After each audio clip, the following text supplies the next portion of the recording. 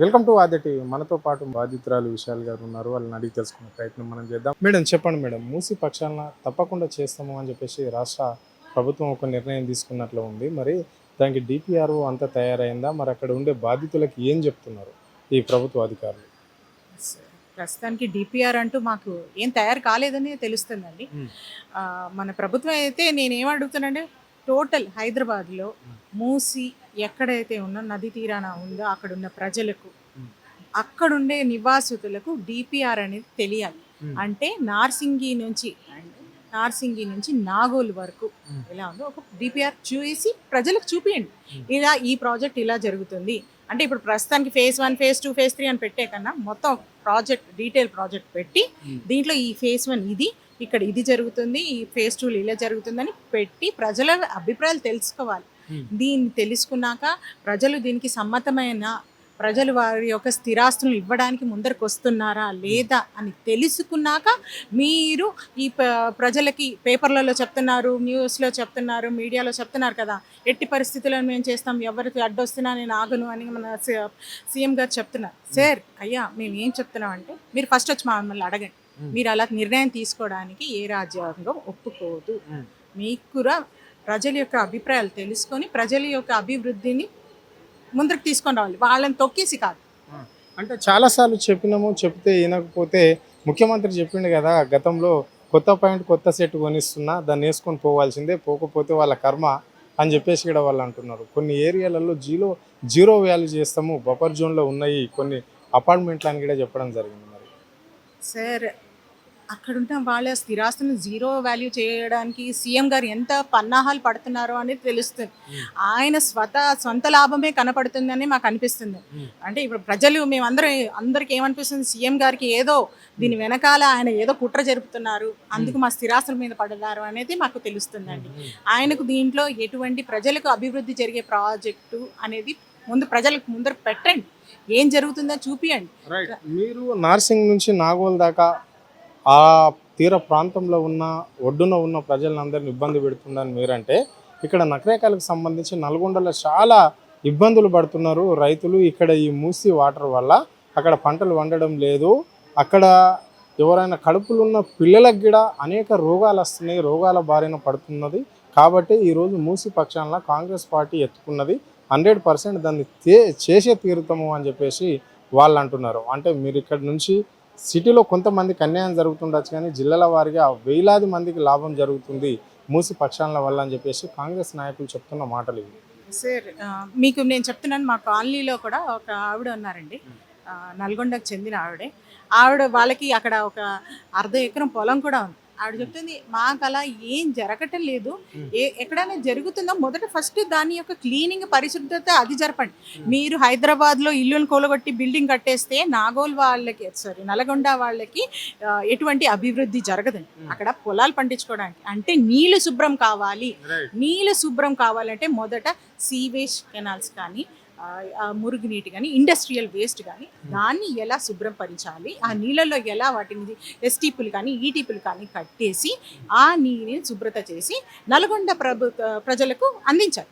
కానీ నల్గొండ ప్రజలు ఇక్కడ ఉన్న మూసి పరివారిక ప్రాంతంలో ఉన్న వాళ్ళని ఇల్లు కూలగొట్టేసి అక్కడ భవనాలు కట్టేసి అమ్యూజ్మెంట్ పార్కులు కట్టేసి పెద్ద పెద్ద గాంధీ విగ్రహాలు కట్టేసి అని ఆ నల్గొండ ప్రజలు అయితే అడగట్లేదండి. నేను ఇప్పటికిప్పుడు అడుగుతున్నాను, ఎవరికైనా కావాలి అంటే మీరు మరి అక్కడ ఎకరాలు అమ్మేసుకొని ఇక్కడ వచ్చి కొనుక్కోండి, మా ఇల్లు మేము అమ్ముతాం.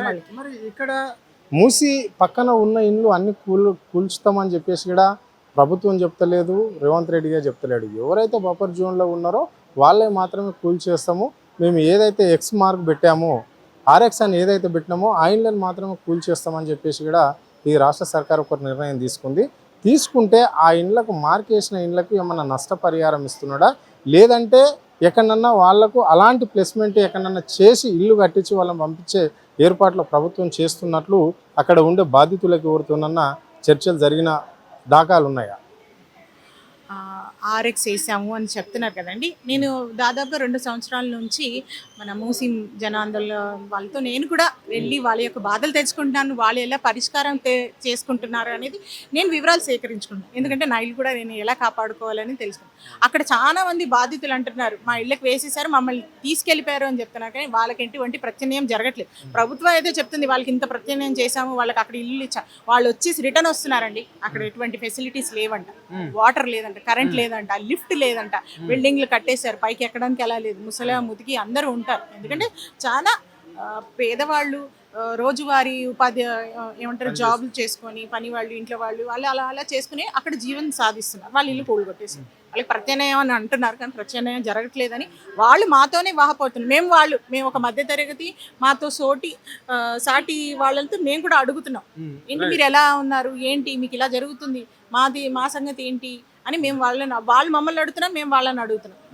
వాళ్ళు వచ్చి మమ్మల్ని అడుగుతారు, అమ్మ మా ఇంట్లో పని చేస్తుంటారు కదా, అమ్మ మాకు ఏమి ఇయ్యలేదమ్మా, మేము రోడ్డుని ఇంత దూరం నడుచుకుంటూ వస్తున్నాం, మాకు కాళ్ళు పోతున్నాయి, మా పిల్లోడు అక్కడ రోడ్డు మీదే ఉంటున్నాడు, మేము ఆ ఇల్లు వదిలేసి వచ్చి వేరే చోట వచ్చి ఉంటున్నామమ్మా, గుడిసేసుకుంటున్నాము, అక్కడ నుంచి మమ్మల్ని తరలించేశారు, మాకు రోజు లేదమ్మా అనేసి వాళ్ళు మమ్మల్ని అడుగుతున్నారు.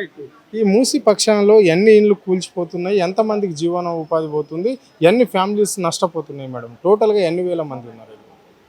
ఒక లెక్క అంటూ మాకు ప్రత్యేకంగా లేదండి.